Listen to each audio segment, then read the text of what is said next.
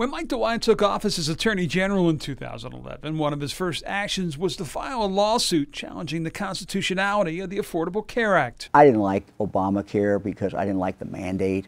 I did not like the fact that it was a tax. I did not like the fact that people could not choose their doctors as freely as they could before. Those were my concerns with it. But I have consistently said that there's a couple parts of it that really are good. Protections for people with pre-existing conditions first among them, and he recognizes the Medicaid expansion, which has added 700,000 people to the insurance rolls in Ohio, and seen the Cleveland Clinic, for example, expand by roughly 10,000 jobs since 2012, as a bell the state easily can't unring. Can you state unequivocally that you would work to maintain what has been the Medicaid expansion? We will keep Medicaid expansion.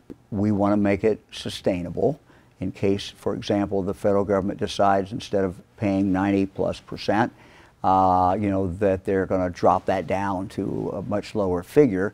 We want to do everything that we can to prepare for that day if that day ever comes. He resents attacks that because he challenged the legality of parts of the ACA, it'd be against protecting people with pre-existing conditions. 7 different times I voted when I was in the United States Congress in favor of covering pre-existing illness. My commitment to the people of the state of Ohio is if at any time in the future when I'm governor something happens so that pre-existing illnesses are not going to be covered, I will intervene. I will do what we have to do in Ohio to make sure that they're not only that you can get insurance, but that you can get insurance at a decent cost.